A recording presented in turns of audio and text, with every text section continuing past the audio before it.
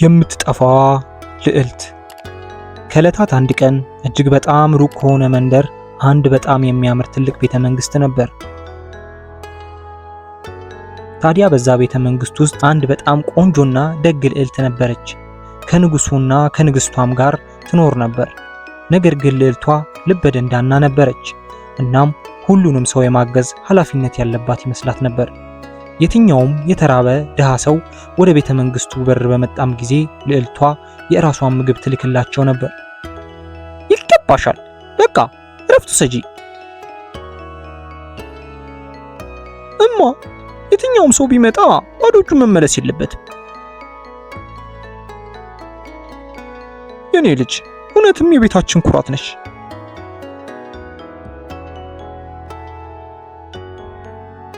ይሄ ሁሉ በአንቺ አስተዳደግ ምክንያት ነው። አዎ ልክ ነሽ የኔ ልዕልት።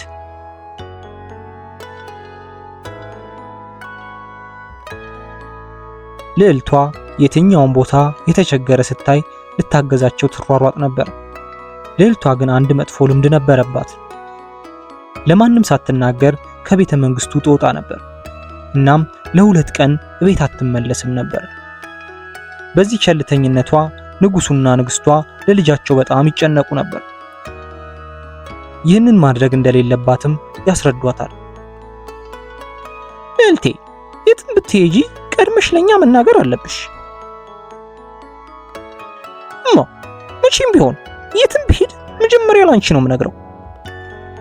በጣም ጎበዝ የኔ ጣፋጭ ልዕልት። አንድ ቀን የልዕልቷ የልጅነት ጓደኛ ልታያት መጣች። ልዕልቷም ጓደኛዋን ስታገኛት በጣም ደስ ብሏታል። ልዕልት፣ ከዚህ ቤተ መንግስት የሚርቅ አንድ ከተማ አለ። በጣም ድሃ ሰዎች ይኖሩበታል። በጣም እገዛሽን ይፈልጋሉ።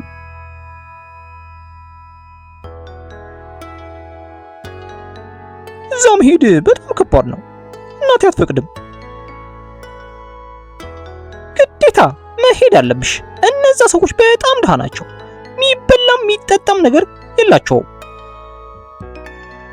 ይህን ካለች በኋላም የልዕልቷ ጓደኛ ወደ ቤቷ ትመለሳለች። ልዕልቷ ግን በጣም ተጨንቃ እነዛን ሰዎች ለማገዝ ወሰነች። በዛች ምሽትም ልዕልቷ ለማንም ሳትናገር ቀስ ብላ ከቤተ መንግስቱ ወጣች። እየሄደችም ሳለ ለሰራተኛዋ ይህንን ተናገረች። ከ2 ቀን በኋላ እመለሳለሁ። ማንም ስለኔ መጨነቅ የለበትም። ጠዋት ሰራተኛዋ ለንጉሱ ስትነግረው ሁሉም መጨነቅ ጀመሩ። ልጃችን ብቻዋን እንዴት መሄድ ቻለች? ያ መንገድ በጣም አደገኛ ነው።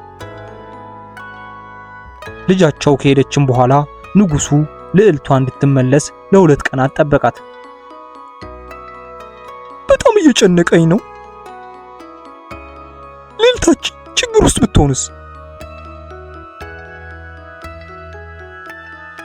እኔም እሱን እያሰብኩ ነው። ድሃዎቹን ሰዎች ካገዘቻቸውም በኋላ ልዕልቷ እየተመለሰች እያለ ጫካ ውስጥ ጠፋች። መሽቶም ስለነበር ዙሪያዋ ዝምታና ጨለማ ብቻ ነበር። ወይኔ አምላኬ፣ የት ነው የመጣሁት? ደክሞኛል፣ ፈርቻለሁ። በቀጣዩም ቀን ወታደሮቹ ልዕልቷን ከየትም ቦታ እንዲያገኟት እና እንዲመልሷት ንጉሱ አዘዛቸው። እዛች ከተማ ሂዱና ልዕልቷን ፈልጓት፣ እዛ አካባቢ አጠፋም። ወታደሮቹም ልዕልቷን ሊፈልጓት ቶሎ ከቤተ መንግስቱ ወጡ።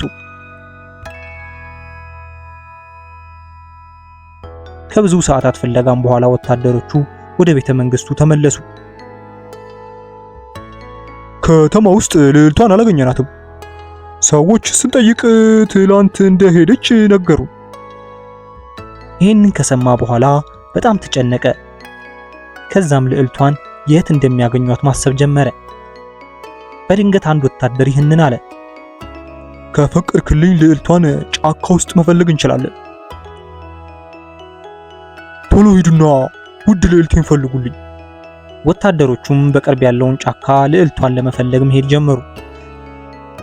ጫካውን ከደረሱ በኋላ በየቦታው ፈለጓት፣ ግን አላገኟትም።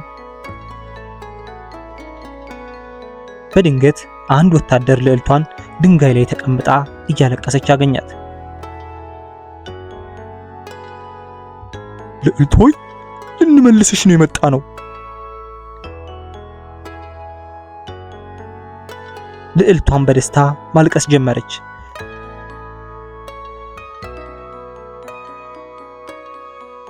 ልዕልቷም ቤተ መንግስቱ እንደደረሰች እናትና አባቷን ቶሎ ብላ አቀፈች። እባካችሁ ይቅር በሉኝ፣ ሳልናገር ነው የወጣሁት። በጣም ተሳስቻለሁ። ግን እነዛ ድሃ ሰዎች እገዛዬን ይፈልጉ ነበር። እዛ ነው ሄድኩት። ሌሎችን ማገዝ ስህተት አይደለም ልጄ፣ ግን ሳትሄጂ በፊት ለቤተሰቦችሽ መናገር ግዴታ ነው።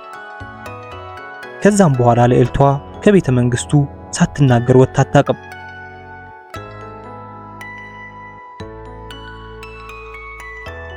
ደግ መሆንና ሌሎችን መርዳት በጣም ጥሩ ነው፣